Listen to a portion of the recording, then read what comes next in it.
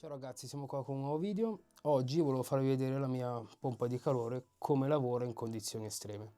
Per condizioni estreme cosa intendo io? Oggi per esempio qui c'è un'umidità pazzesca e c'è neve, come ho fatto vedere in un reel.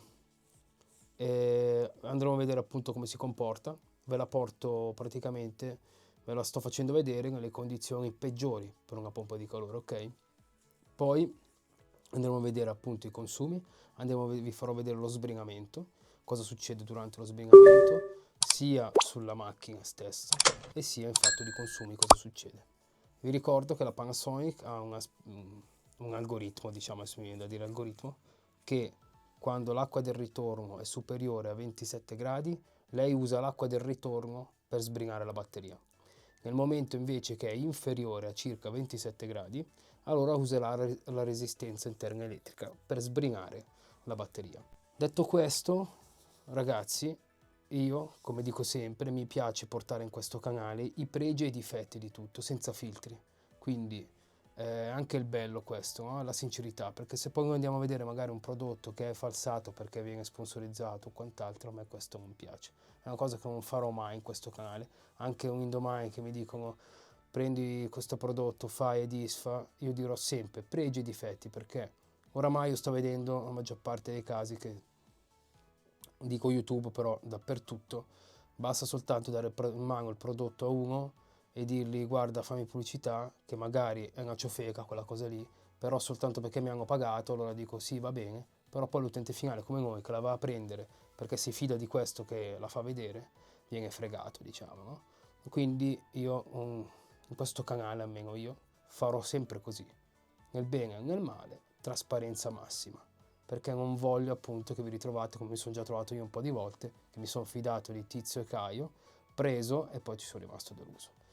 Quindi, ritornando a noi, sulla pompa di calore, vi dirò i pregi e i difetti di Panasonic, perché non è tutto oro Panasonic. Quindi ve la farò vedere, ripeto, oggi vi farò vedere tutto lo sbrigamento e tutti i consumi. Ripeto per l'ennesima volta che la mia è una 9 kW, ok? Quindi poi dopo fate voi le vostre considerazioni. Vi lascio al video dello sbrigamento e dei consumi, ci vediamo dopo.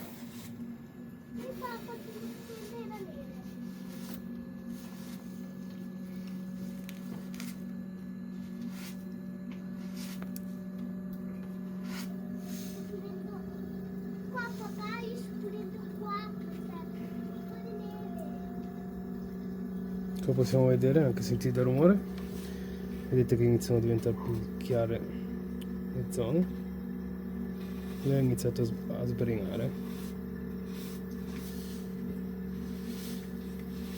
Queste condizioni, la batteria,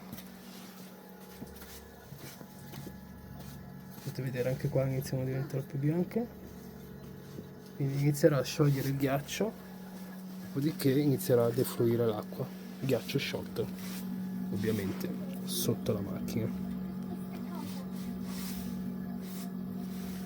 Potete vedere che da me ora nevica.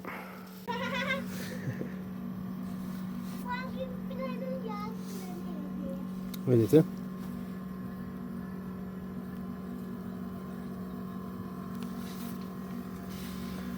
Praticamente ferma la pompa, si ferma, appunto, si ferma la ventola e inizia il suo sbrigamento, che ricordiamo per le Panasonic se è superiore il ritorno a 27 gradi usa il ritorno, l'acqua del ritorno per sbrigare, mentre se è inferiore a 27 gradi il ritorno lei usa la resistenza al suo interno.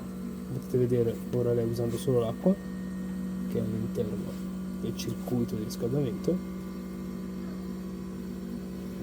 vedete che sta sciogliendo tutto quanto.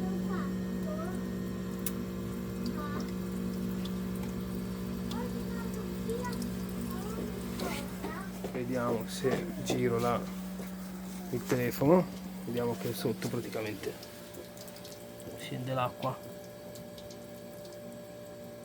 ok?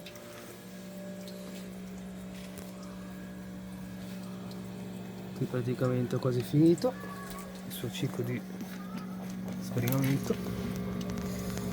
Vedete uscirà del fumo che che è tutto normale.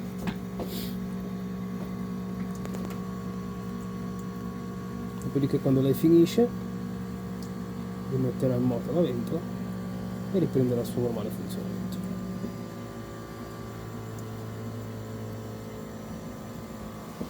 Come potete vedere, la batteria è stata sbrigata correttamente. Ottimo sbrigamento, direi.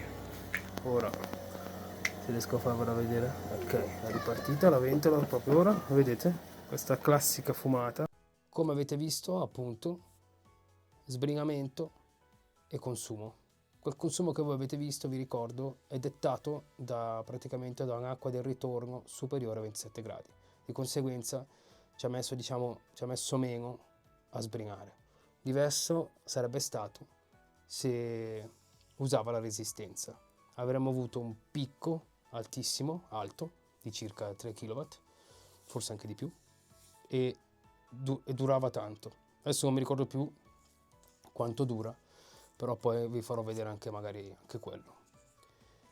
E traete le vostre conclusioni, scrivetemi qua sotto le vostre impressioni su questa macchina, poi ve la porterò un giorno, anche ve la farò vedere, magari quando smetterà di nevicare, la sua modulazione al minimo e come viaggia via liscia quando praticamente non ha queste condizioni. Se andiamo poi a considerare che non è che avremo tutto l'anno un meteo così come c'è oggi, nel senso neve e quant'altro, se andiamo a contare i giorni che c'è neve o comunque sia condizioni sfavorevoli alla pompa di calori, le si contano sulle dita di una mano, più o meno.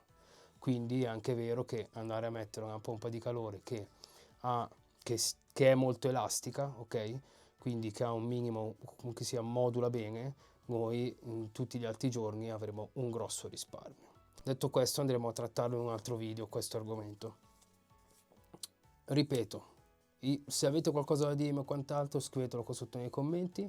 Se il video vi è piaciuto, mettete un bel mi piace, iscrivetevi, che per me, dico sempre iscrivetevi sì, no, fate quello che volete, però mi sto rendendo conto che è importante per il canale, anche perché mi date una motivazione in più. Vi saluto, ci vediamo al prossimo video, come sempre, tip e top. Bella ragazzi, ciao ciao!